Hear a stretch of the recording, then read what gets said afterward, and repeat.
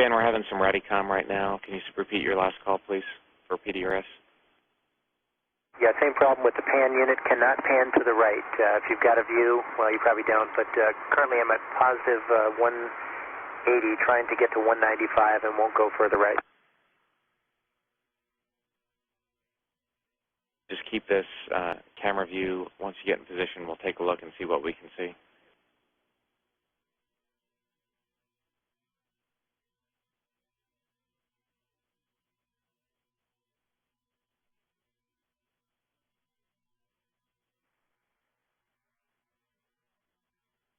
Okay, Houston, we are in position. The brakes are on. Can you confirm that we're just at the limit? I'm sorry, Brent, that last call, I would drop out, confirm that the 170.8, you can't pan past that.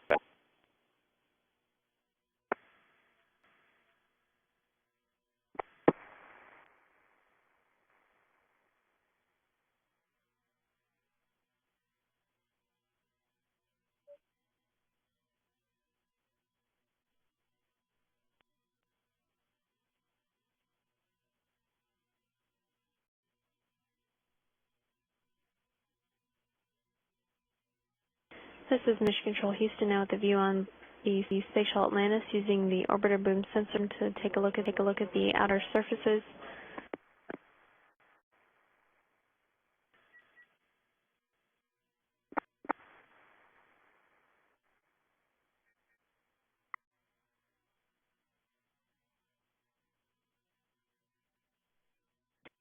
Atlantis' crew members, pilot Ferguson and Michelle Stan Burbank and Steve McLean operating robotic and the boom extension. Atlantis, we assume you want us out the hinge with the rudder speed back.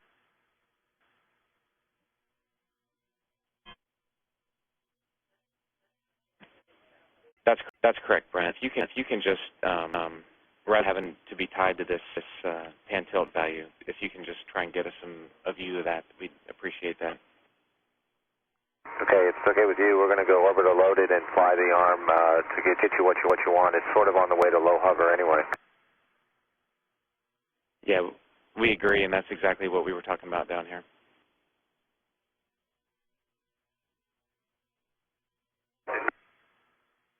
Okay, if you want to wait 30 seconds, we'll get you a target Z value. I don't think we need it. We're going to go payload ID 2 and orbiter loaded if that's okay.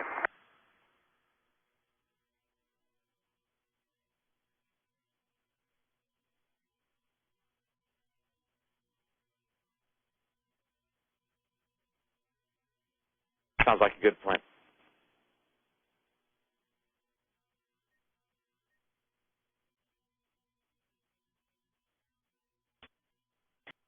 The crew's in the last bit of the speed brake on the back side of this the starboard speed brake.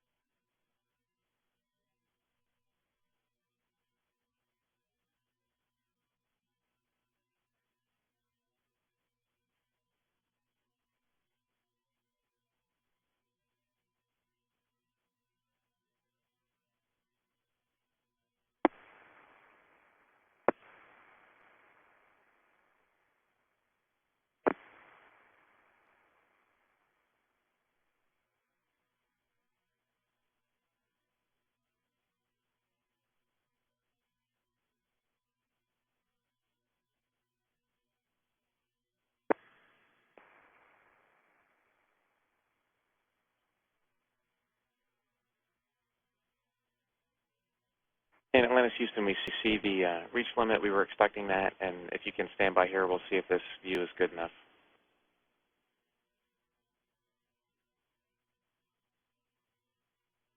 Yeah, we tried to stop right before we got it and the brakes are on. Yeah, it's no problem at all. We were expecting it.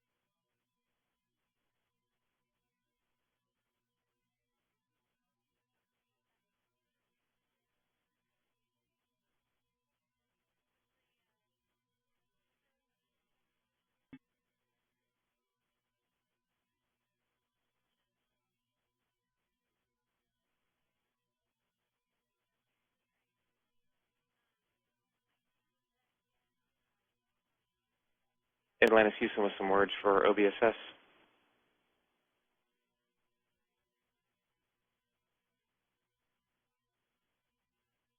Go ahead, Houston. Like I said, we're happy with this view, so a quick recovery step. You can go to single mode, wrist pitch positive 1 degree, and then after that, if you're comfortable, you can go back to orbiter loaded and manually fly to the OBSS hover position. Okay, copy that. We'll put that in work.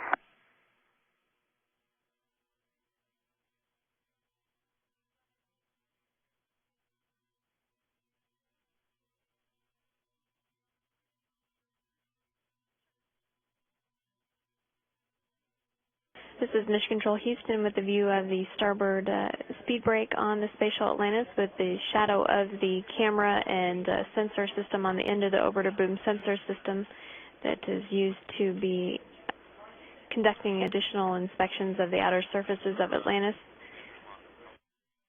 The crew almost complete with this last procedure.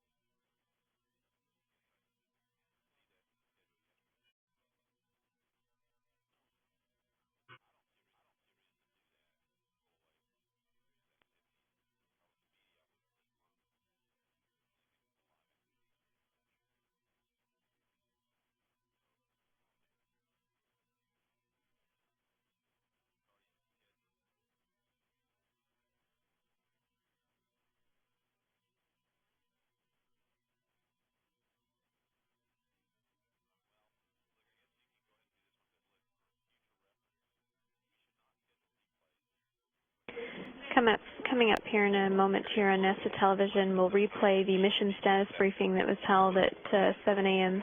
this morning.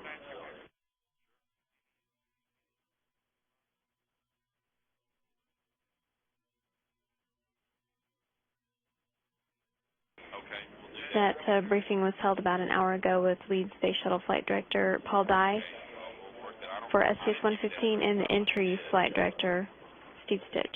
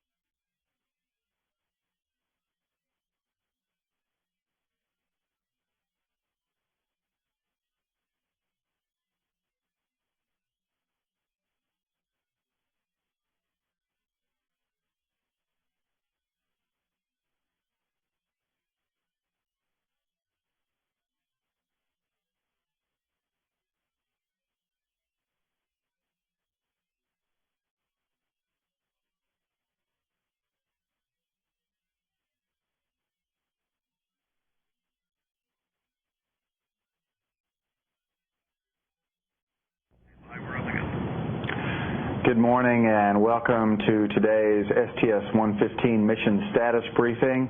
With us this morning are Entry Flight Director Steve Stitch. Also with us is STS-115 Lead Flight Director Paul Dye. Both these gentlemen just coming off console after a day of inspections. We'll go with statements first and then move on to questions. Steve? Thank you very much, Kelly. Let's see. Talk a little bit about what we did today. Today, of course, yesterday when we talked, we were talking about landing, and as you well know, we saw an object yesterday, and mission management team met yesterday, and we spent the time today inspecting the vehicle. We did two different sets of inspections. The first one was using the shuttle's remote manipulator system. We looked at both wing leading edges. We looked at the nose cap, and we looked at the undersurface of the shuttle. In those inspections with the starboard, with the RMS system, we didn't see any evidence of any kind of damage.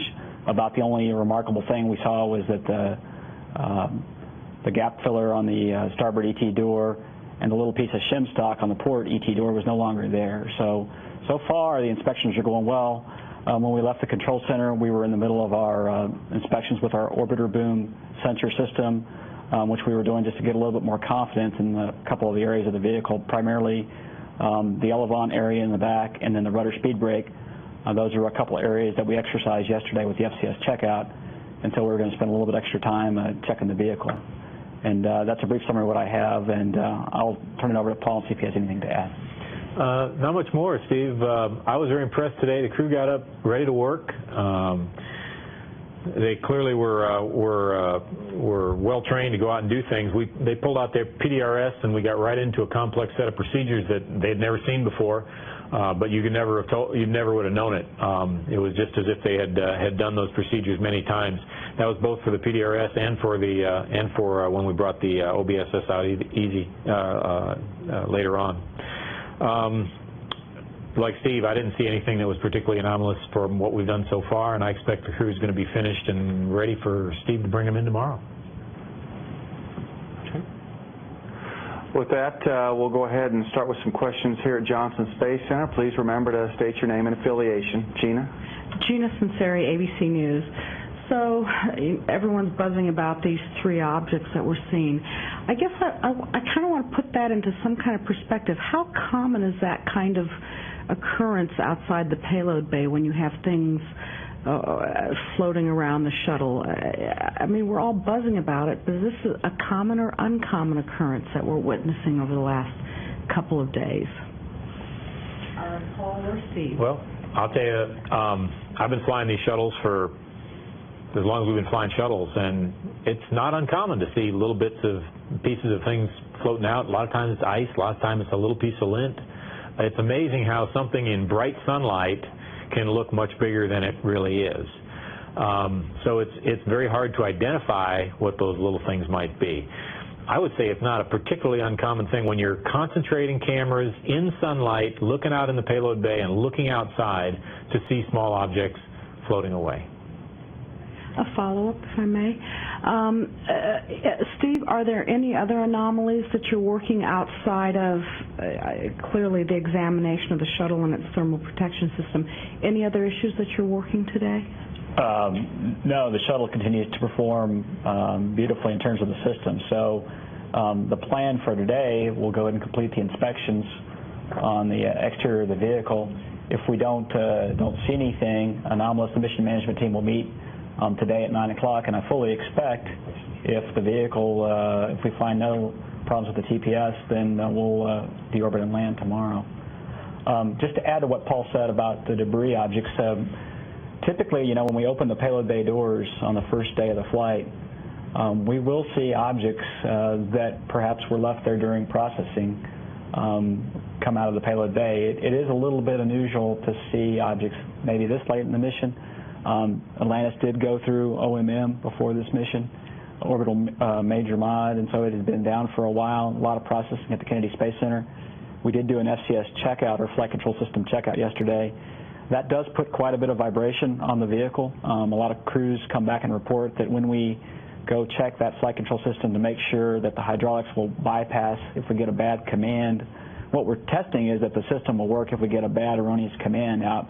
And when our ports on the actuator pop, the crew does report after missions that does vibrate the vehicle, and they can feel that in the crew cabin even though those actuators are back on the wing. So, you know, we are shaking the vehicle up, and perhaps, you know, after FCS checkout we knocked a few things out of the payload bay. Okay. We'll go to the Kennedy Space Center now. I understand we have a couple of questions there.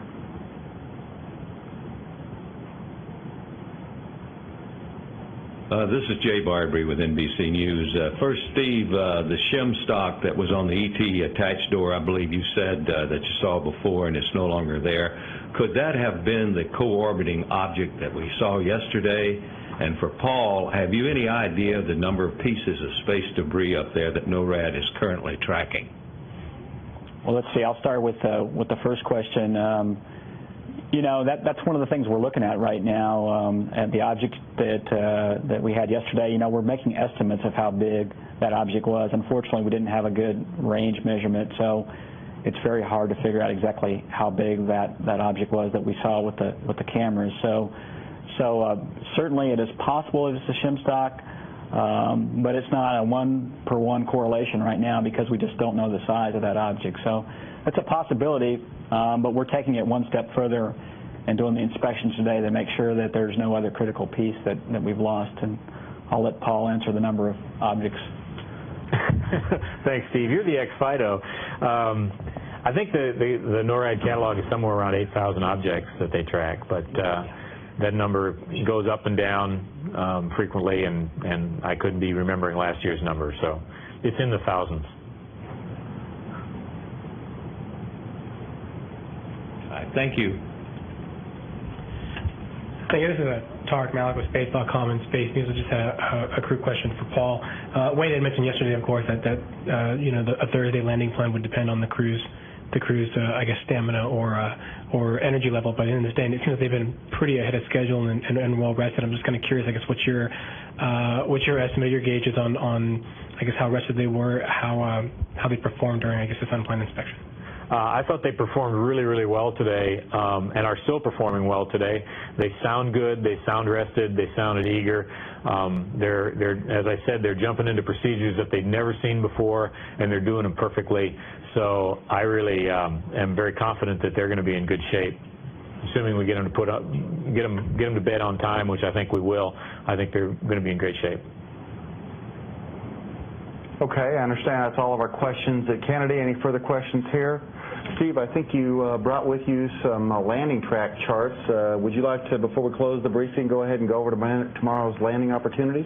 Yeah, I'll mention a couple things. Paul did mention how well the crew executed today, and I'd also like to take the opportunity to talk about how well our robotics team executed today. We put this plan together from the mission management team yesterday to today, and it was a plan that we didn't have pre-flight. So our robotics team today on Orbit 1 was led by Steve Riley, and he and his team did a fantastic job of not only putting the procedure together, but executing it in real time and making sure they looked out for any pitfalls that we might have overlooked. So they did a great job. In terms of tomorrow, again, we're setting up for a landing tomorrow. And we do have 2 opportunities in the Kennedy Space Center again. And if we have the graphic for the first opportunity, this is the first rev into the Kennedy Space Center, Rev 186, and the deorbit burn would be at 4:15 a.m. Houston time, and with a landing of at 5:21 into the Kennedy Space Center. And we have 1 backup opportunity, and that's on the next rev. The deorbit burn is on 187. And the take time is 5:50 a.m. Central Time with a landing at 6:57 Central Time into the Kennedy Space Center. And our plan for tomorrow, if things go well, we'll most likely just activate the Kennedy Space Center tomorrow as the only site. I would inform you today, I did go talk to the Spaceflight Meteorology Group before I came over here. The forecast for tomorrow looks very good, with just a chance of some few clouds at 2,000 feet and light winds pretty much down the runway, so it looks very good. I did talk to them about today's weather, and like I told you when I was here yesterday, the front did pass through the Kennedy Space Center area, and we had rain showers for both opportunities, and the second opportunity today had a low ceiling of 1,200 feet, which is well below our minimum ceiling of 8,000 feet. So in terms of staying up and inspecting the vehicle, we really didn't do any harm to ourselves in terms of landing opportunities, because today would have just been not a great day to land in Florida. So I think it was a good decision made by the mission management team and the team to take the extra time today to go and inspect the vehicle. So that's all I have on landing tomorrow. Thanks, Steve and Paul. That's going to conclude our briefing. One programming note, we have a mission management team meeting at 9 o'clock this morning.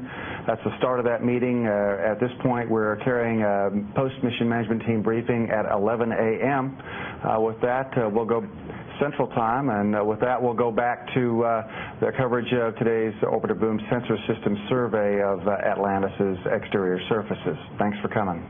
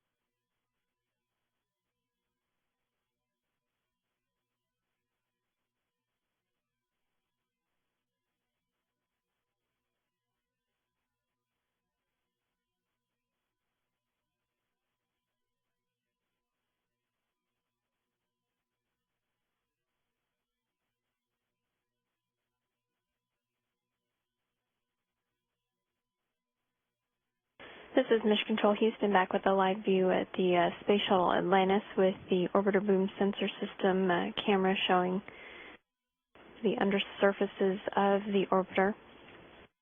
Through the last set of procedures to use the Orbiter Boom Sensor System extension to take a look at all the outside heat shield of the Space Shuttle.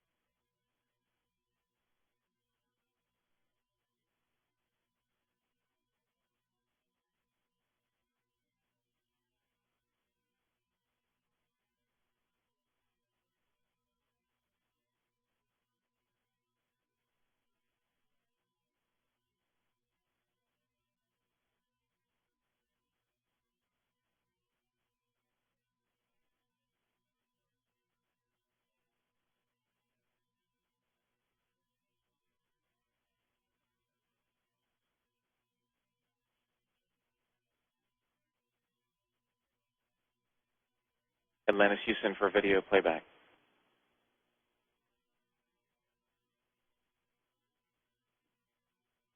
Go ahead, Houston. Heidi, we've gotten everything that we need. Good work on that. Okay, great.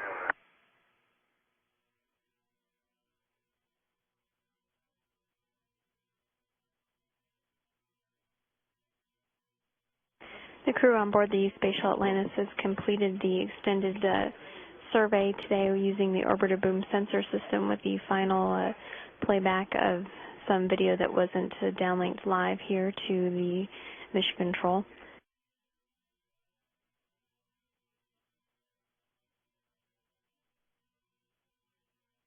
The crew is now working on reseating the boom extension in its latches on the starboard sill of the payload bay using the shuttle robotic arm.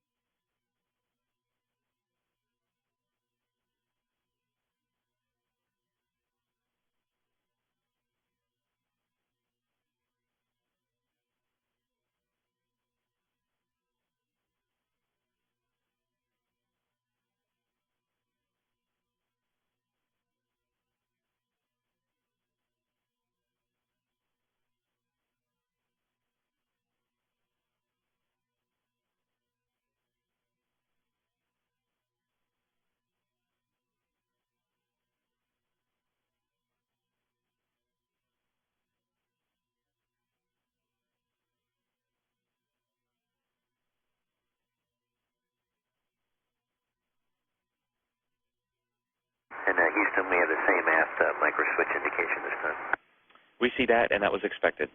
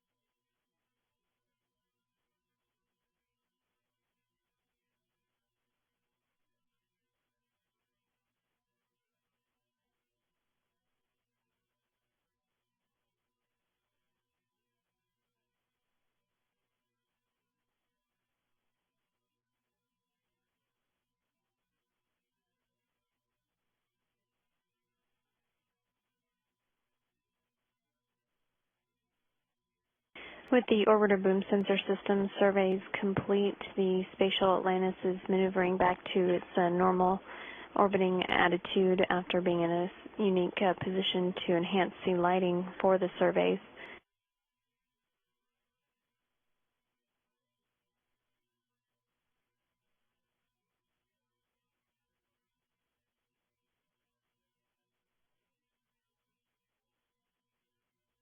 The crew members on Atlantis will also soon be able to resume preparations for re-entry and landing, setting up equipment in the orbiter for that activity and stowing equipment that is no longer needed.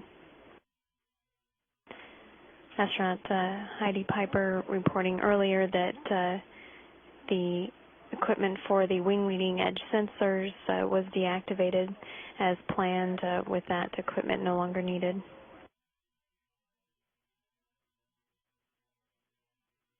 And then the crew members will work on stowing the rest of the laptop computers.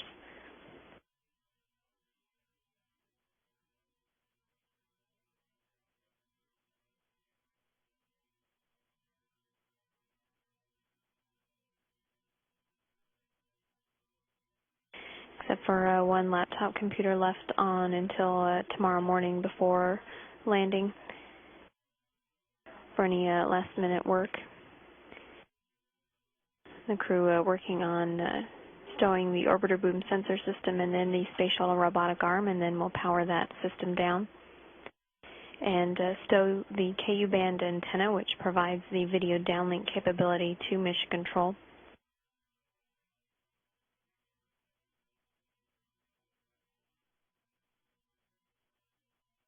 Atlantis Houston for the arm.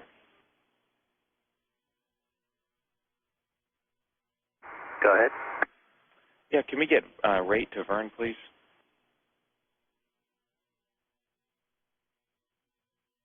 Good catch, Houston. Thank you. Thanks.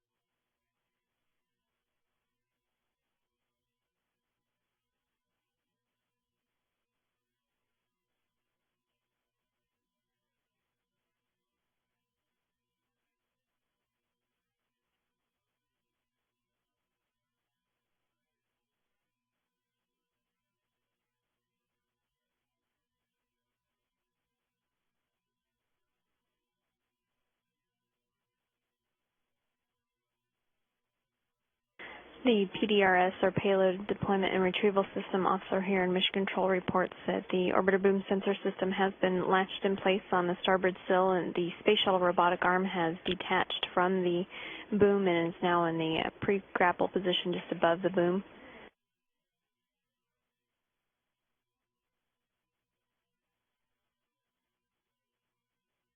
Okay, Houston, for PDRS at the bottom of page 3-17, obviously we'll skip the Spec 23 actions there, and we'll head directly to step 9.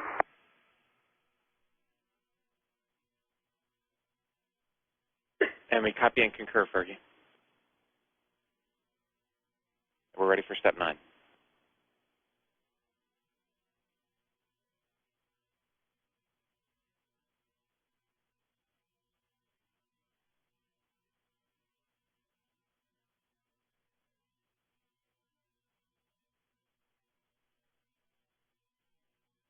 The next step in the robotics procedures will be to power down the remote manipulator system, or Canada arm, by stowing it on its latches on the port side of the payload bay and turning off the system.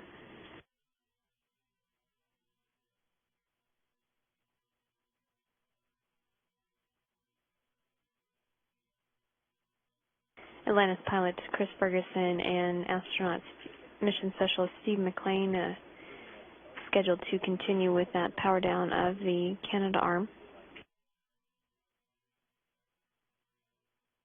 Mission specialist Dan Burbank, who has been working on the orbiter boom sensor survey with Ferguson and McLean, is scheduled to move on to stowing the laptop computers and the KU band antenna.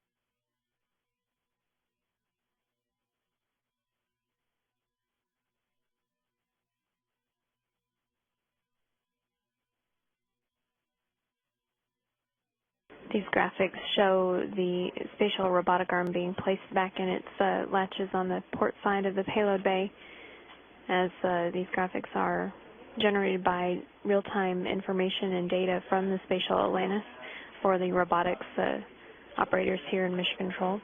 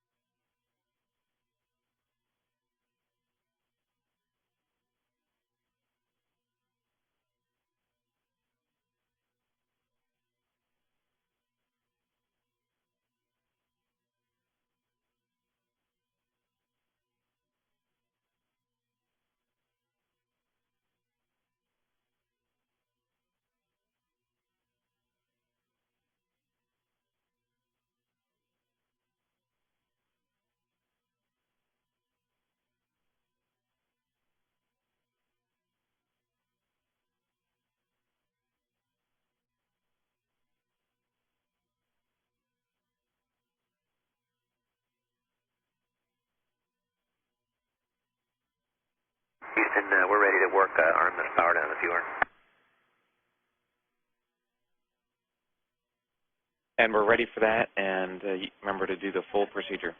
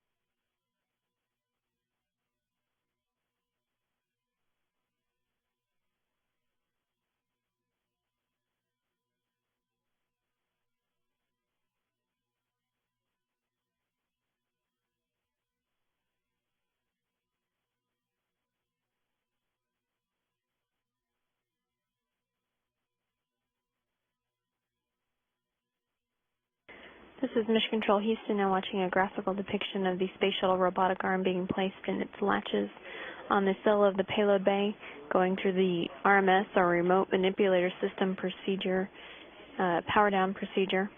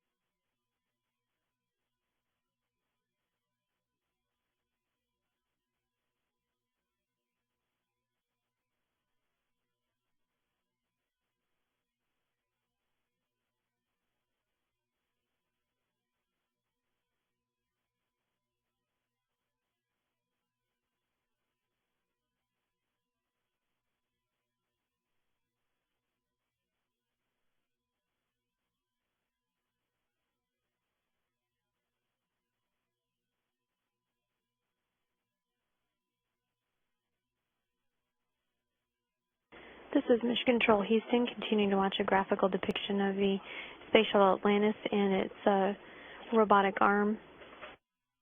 It appears from this graphic that the arm has been placed back in its latches on the payload bay, and we'll stand by for confirmation from the crew or the payload deployment and retrieval system or PDRS officer. Step 5 on page 4-3 for PDRS. Copy that. The crew is continuing through the full procedure to power down that remote manipulator system.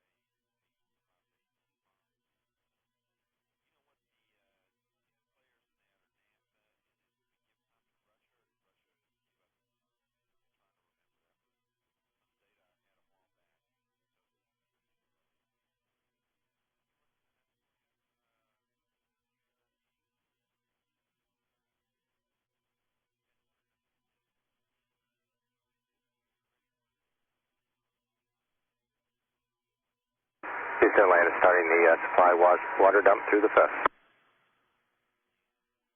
Copy that. We're watching.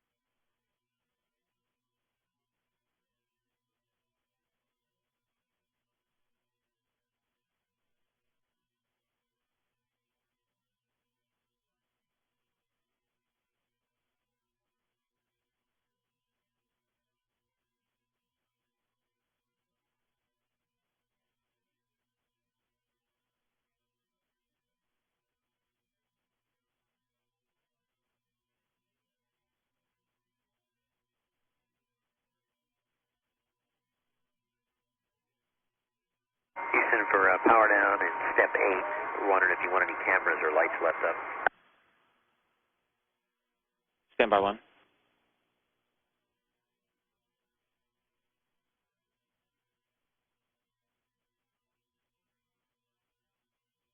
Atlantis Houston, we do not need that, so you're go for deactivation.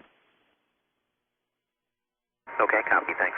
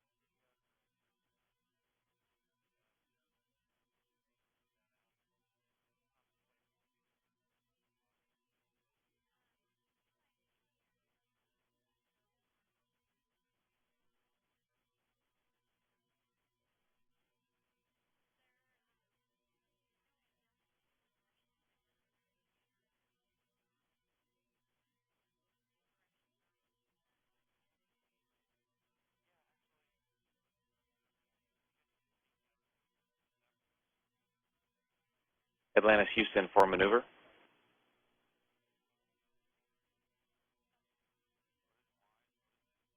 Yeah, go ahead, Terry. We have a new attitude for you. It'll be pretty standard. Target 2, body vector 3, Omicron 0.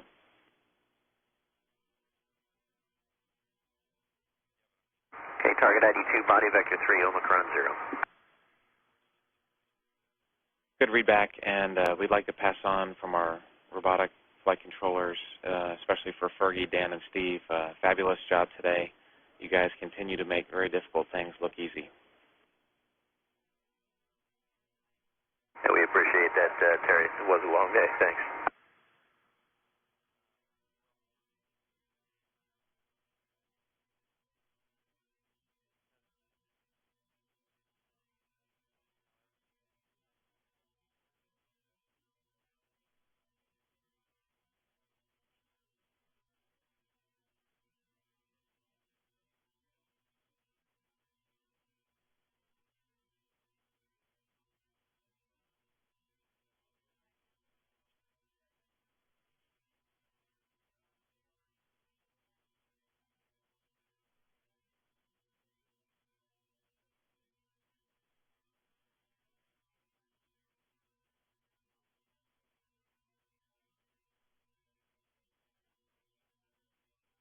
Okay, Houston, if you like that, we'll give you the maneuver. And it looks like a good DAP setup, and also, just as a heads up, we do see the fest dump in work. We'll give you a reminder in about an hour to stop it.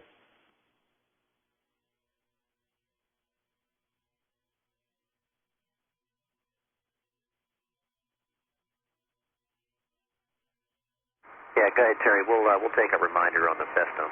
Stop. Terminate. Copy that. Thanks.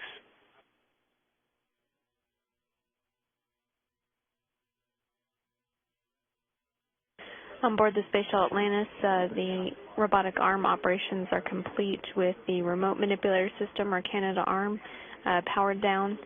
With that done, according to today's timeline, the crew are about an hour ahead with that activity.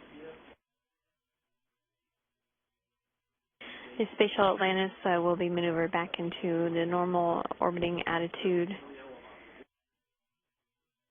after these surveys are complete, and that attitude providing additional lighting or better lighting for the surveys of the exterior surfaces of Atlantis.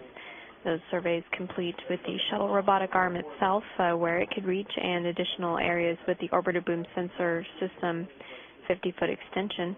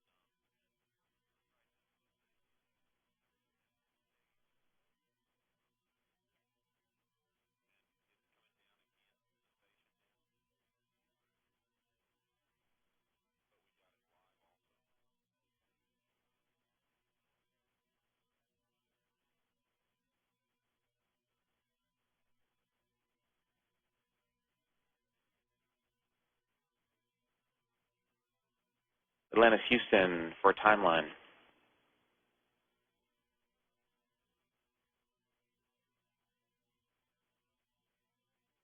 Go ahead.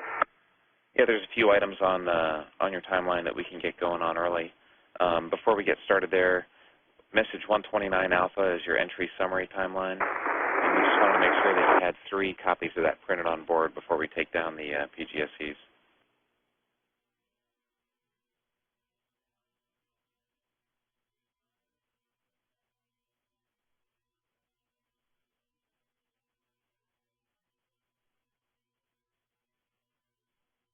Okay, we'll check and make sure we've got 3 copies before we tear down the PGSCs.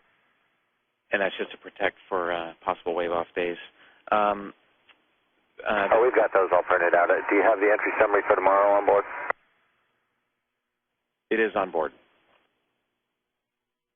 Okay.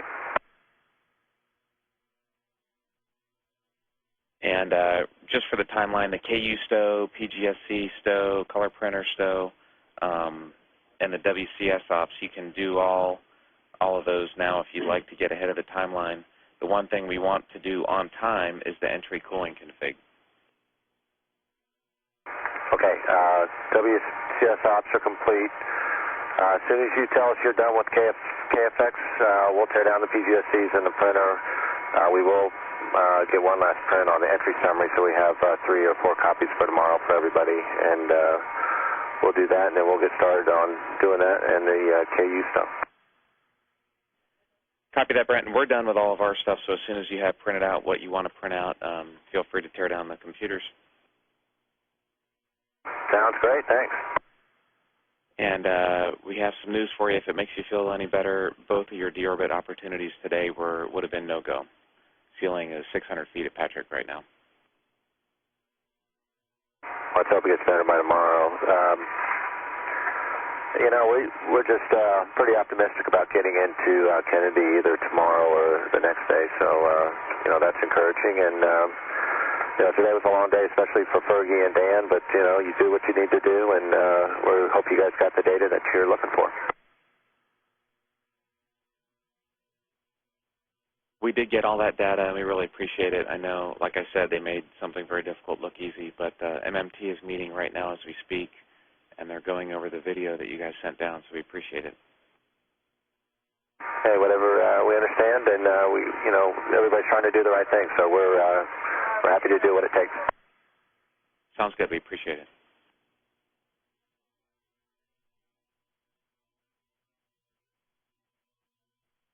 And Brent, I think you know this already, but like we had said earlier, the weather is looking very good for KFC. After the front passed through Houston, it got real nice here, so we're hoping the same will happen in Florida. Yeah, we're hoping so too. Thanks, Terry.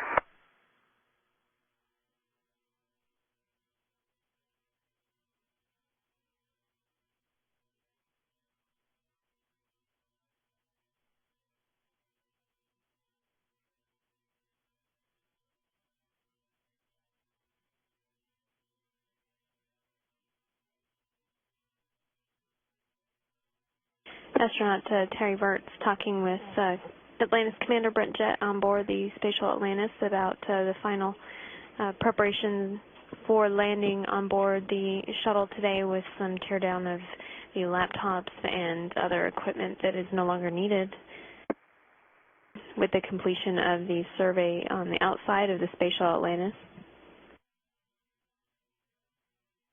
Also discussing the weather outlook for the landing opportunities tomorrow.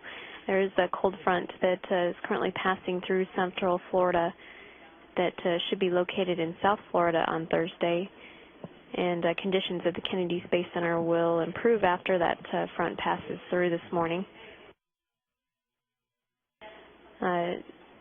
So far, there were no weather concerns or flight rule violations for the landing opportunities tomorrow, and the Kennedy Space Center forecasts are go for all 3 days of opportunities that lie ahead. There are 2 landing opportunities at the Kennedy Space Center tomorrow. The first on orbit 186 for Atlantis, with a deorbit burn at 4:14 a.m. Central Time, with a landing at 5:22 a.m. Central or 6:22 a.m. Eastern at the Kennedy Space Center.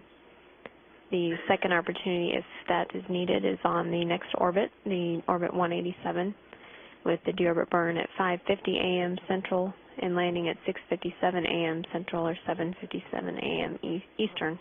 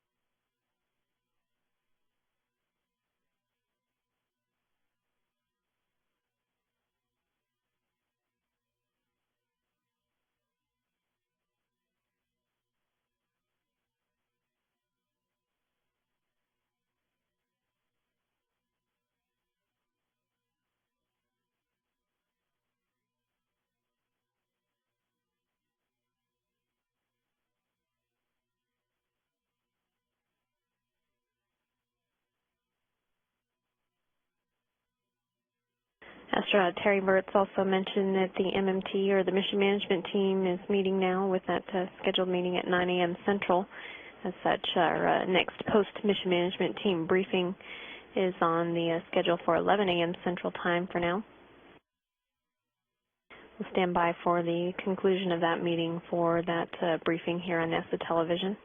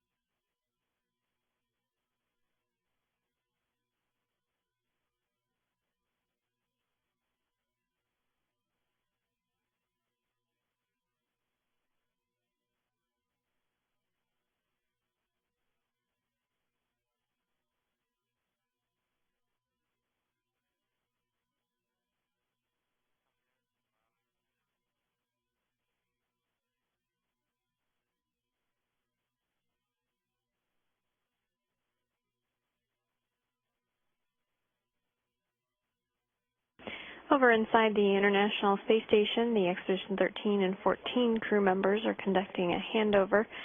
The NASA astronauts in view here inside the Destiny Laboratory module, including Michael Lopez Alegria, the commander of Expedition 14 in the foreground, and astronaut Jeff Williams in the background, who's the flight engineer and NASA Space Station Science Officer for Expedition 13. Atlantis, Houston for comm.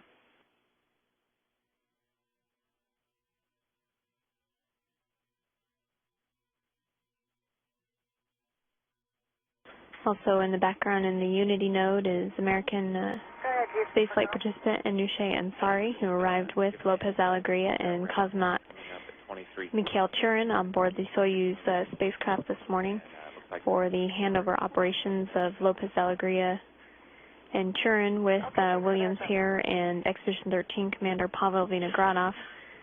Ansari will return with Vinogradov and Williams to Earth on the 28th. In Vinogradov's Soyuz spacecraft that brought he and Williams to the station about 6 months ago.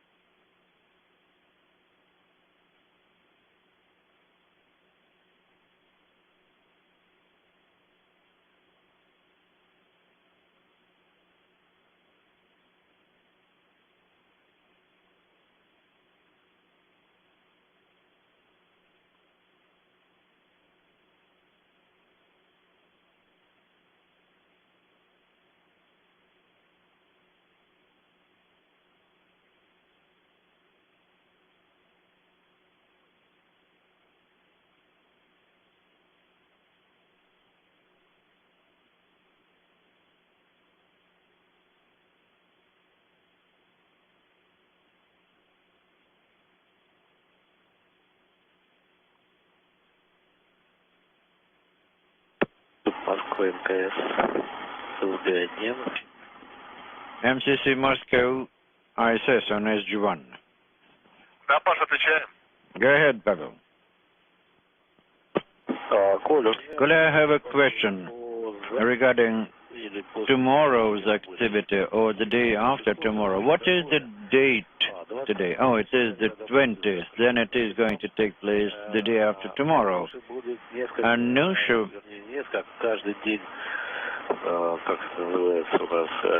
Anusha will have a few ham radio sessions.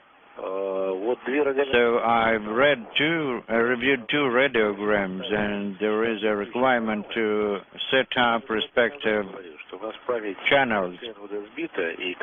But the fact is that there was a reset is required if I allocate required frequencies to these channels. I asked that question, but still I have no response. Maybe you will pass on this information to the expert as what shall we do, or maybe we'll have to reprogram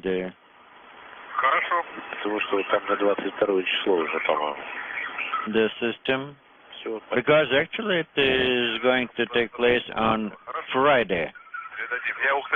Thank you. I've seen the specialist today. Yeah, I'll pass on this information to him. Should you tell me about this earlier, I would tell him.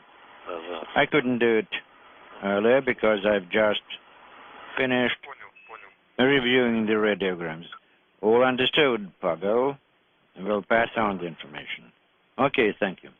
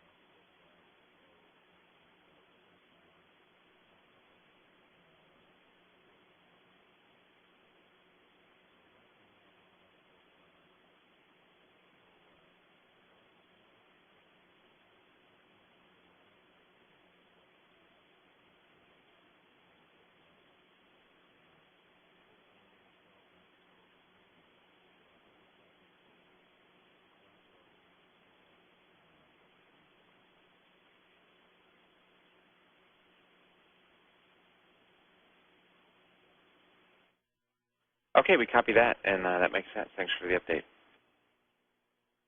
Also on the timeline, Terry, while we got you, the items we're holding open are the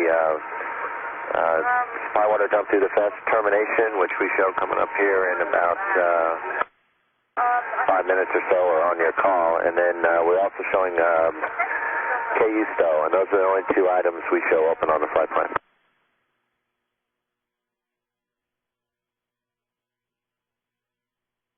That's what we see for right now, and we're polling the room to see if anybody else has anything. Stand by 1 sec. Okay.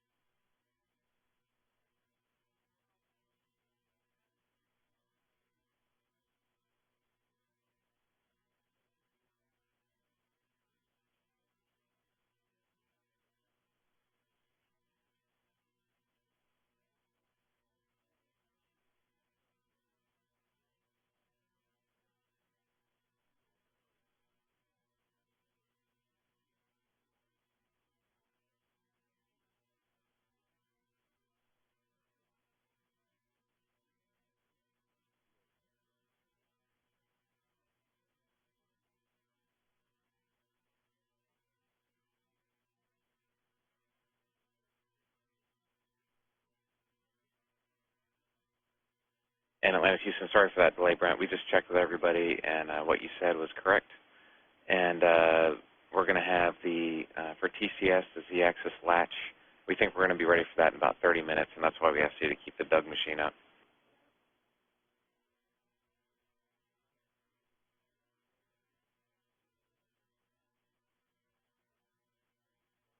Okay, we're going to need a Quadtech card to do that too. All right, we'll get out a Quadtech card and get ready for Z-axis latch. Copy that, thanks.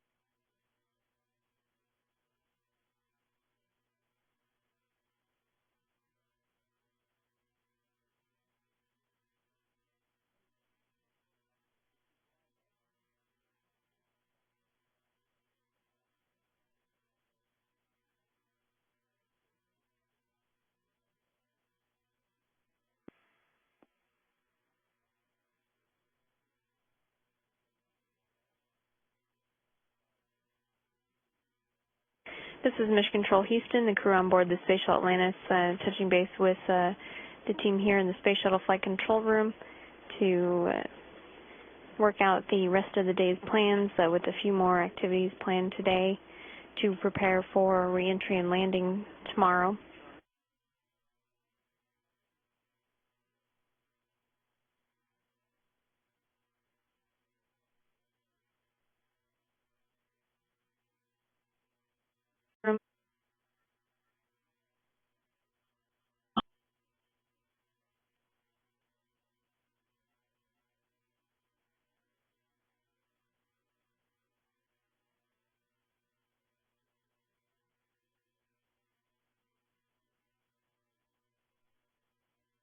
Atlantis Houston for the fest dump.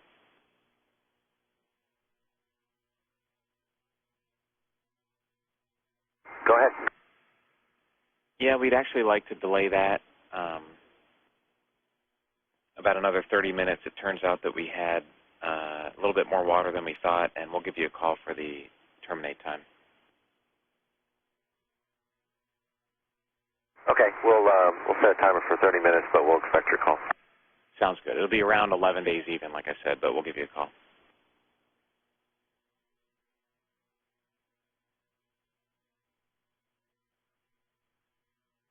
Some of the activities that the crew is finishing up is a dump with the FEST system, the flash evaporator system, which is getting rid of excess water on board, and also stowing all the laptops except for one left for final activities tomorrow morning, and stowing the KU band antenna. Houston, Atlantis for INCO, standby for KU, stow. And we're watching.